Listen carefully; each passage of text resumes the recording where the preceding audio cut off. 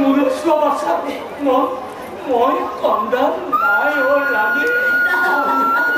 মই কন্দাম নাই ও বাসা মই হাতি ছুও মই হাতি ছুও ওই রোজাই হে হাদিসে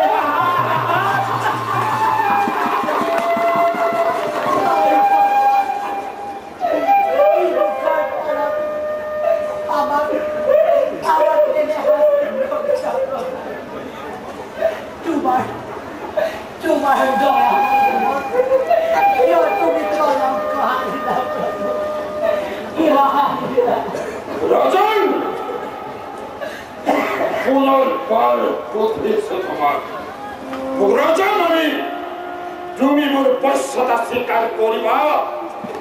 পুনর তুমি আসতে সম্মুখে মূর্খ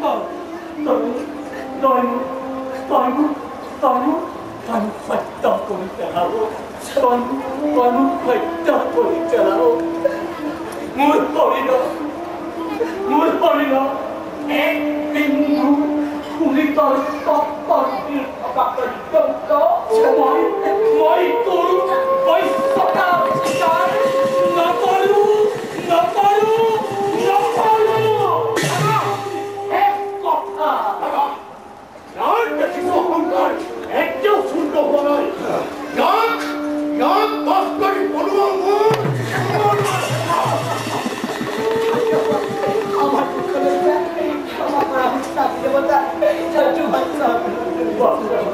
শান্ত হো ভাই শান্ত হো তুমি একদম ঠিক এরে শাস্তি উচিত শাস্তি বিধান করা একদম ঠিক হাতে করে কি করে লগাই রাজ্যর পরা বাহির করিয়া হইয়া উচিত শাস্তি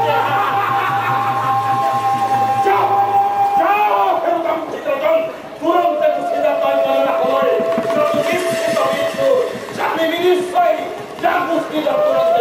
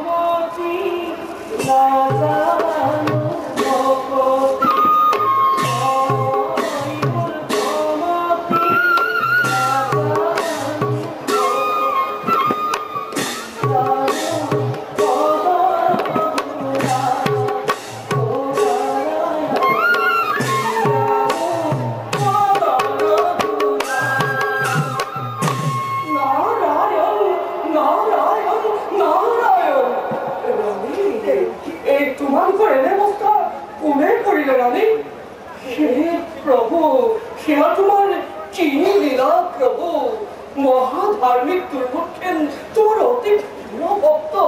বেশ কোনো দেহ খেলে অবস্থা না না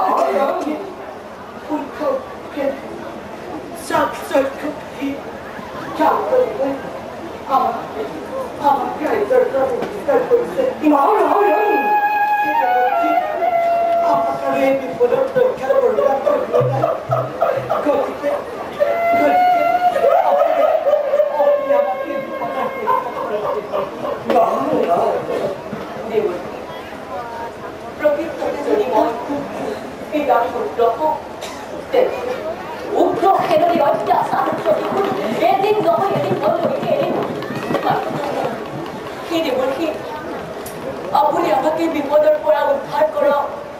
দেবর্ষী আপনি এই বিপদ থেকে আমাকে উদ্ধার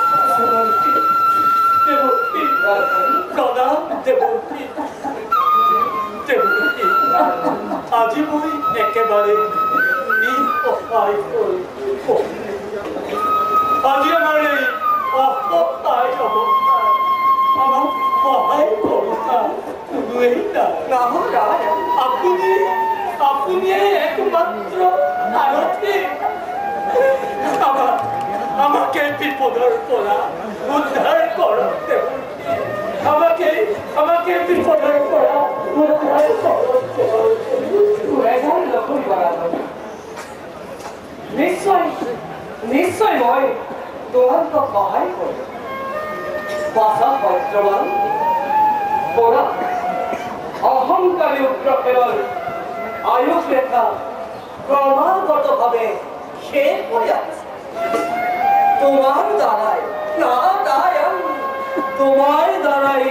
উগ্রফেরল সহযোগী হতল করতে নিধন করা এতিয়া তোমার মোর আশ্রয় দেখাবে বাসা রাজনাথ ভালো আহা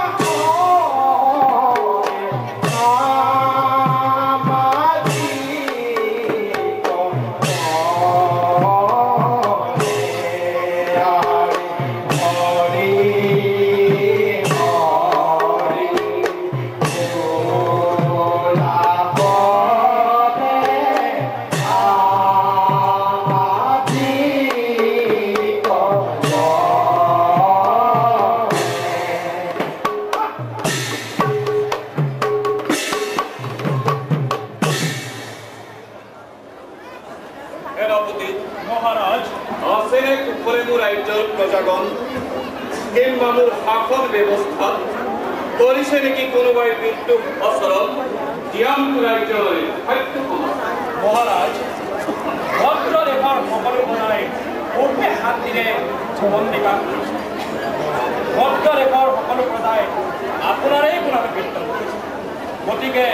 নেদেখো মই কোনো চিন্তাৰ কথা সন্তোষিত হলো বুলি বক্তব্য তোমাৰ সেনাপতি মহাৰাজ এই প্ৰজাৰ মংগলেই হৈছে ৰজাৰ মংগল হয় সেনাপতি মহাৰাজ মোৰ এই চন্দ্ৰকাৰণ্য জপ তপ কৰি থকা দেখি যদি সকলৰ ওপৰত কৰে নেকি কোনোবাই কিবা অত্যাচাৰ চন্দ্ৰকাৰ ঋষিমণিসকলে নিৰাপদেই বাস কৰিছে চন্দ্ৰকাৰ ঋষিমণিসকলৰ শান্তিময় জীৱনত ব্যাঘাত জন্মাই কৰে যদি কোনোবাই কিবা অত্যাচাৰ তাক মই প্ৰাণ দণ্ডৰে দণ্ডিত কৰিম মহাৰাজ